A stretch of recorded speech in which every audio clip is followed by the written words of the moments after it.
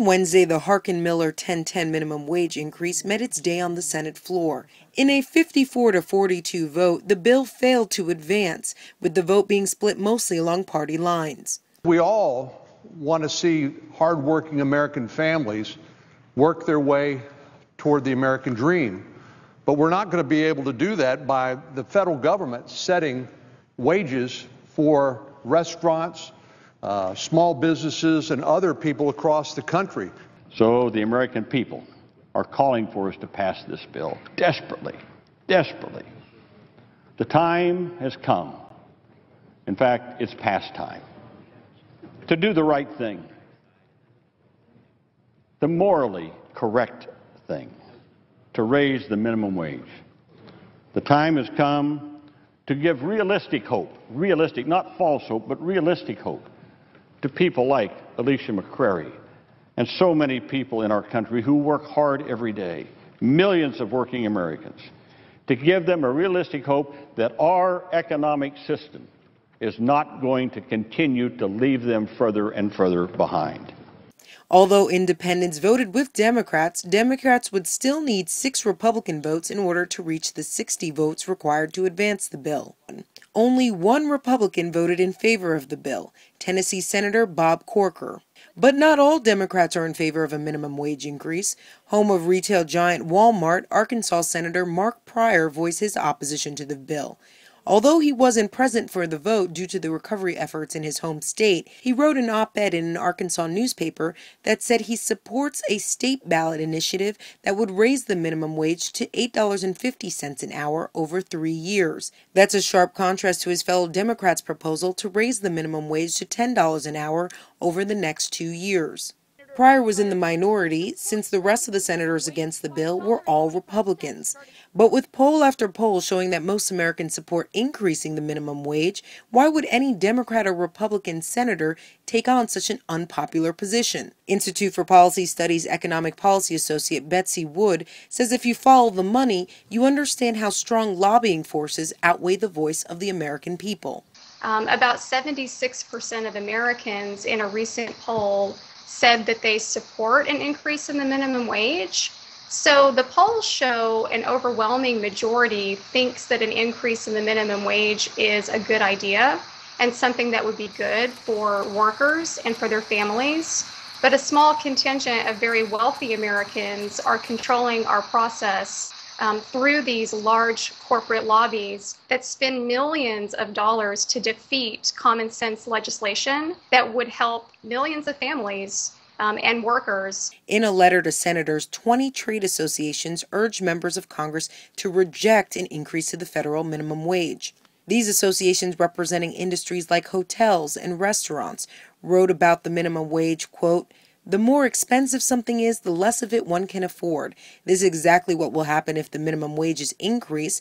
There will be fewer low-skilled workers hired, other workers will lose hours, and employers will have more incentive to find other ways to be productive, such as using technology or automation where they would previously have hired someone."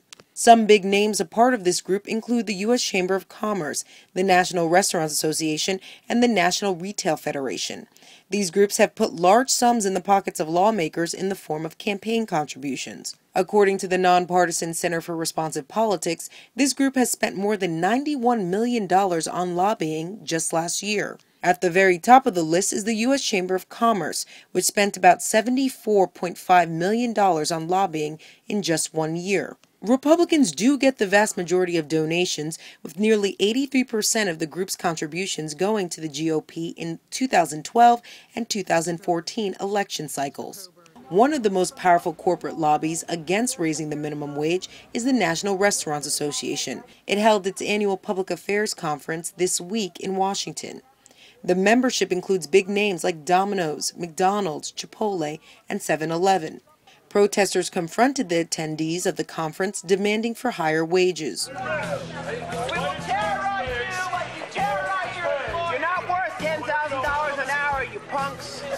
Protesters pointed to a recent study released by the Institute of Policy Studies, which found that the top 25 largest corporate members of the National Restaurants Association received more than $200 million in taxpayer subsidies in 2012-2013 through what is known as a tax loophole. We looked at the 25 largest corporate members of the National Restaurant Association and how they're benefiting from both a tax loophole at the top that allows CEOs who are paid in so-called performance pay above $1 million for that to be an unlimited deducted amount from their taxes for the company. So companies are getting huge deductions off of their taxes at the very top for performance pay.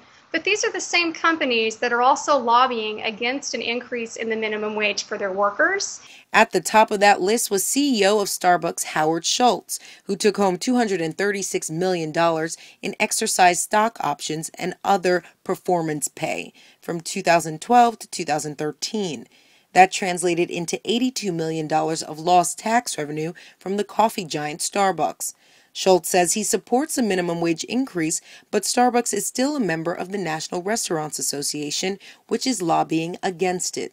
I applaud the president for taking a stance on raising minimum wage. I'm not sure that the rhetoric around $10 at the federal level or $15 at the state level of Washington is the right number. These protesters say that $10.10 is not the right number for a living wage and that the Senate should be discussing how to really lift people out of poverty with a $15 an hour wage. And they see the proposed vote by Senate Democrats as a political maneuver on the part of the Democrats who want to use people's anger over low wages as an election issue in the midterm elections. That's fine, but my interest, and I think that some of the other people here and some of the other low-wage activists around the country, our interest is not just in the elections. We want a real increase. The 10-10 that the president's talking about is not enough, especially over a period of 2 or 3 years. Some of us feel that they're proposing that to sort of take the steam out of the low-wage workers movement. We are demanding $15 an hour. $15 may seem like a long shot with Congress dragging its feet for a $10 increase, but protesters say they will continue to expose the hundreds of lobbying interests who are looking to block the minimum wage hike. For the Real News Network, Jessica Devereaux, Washington.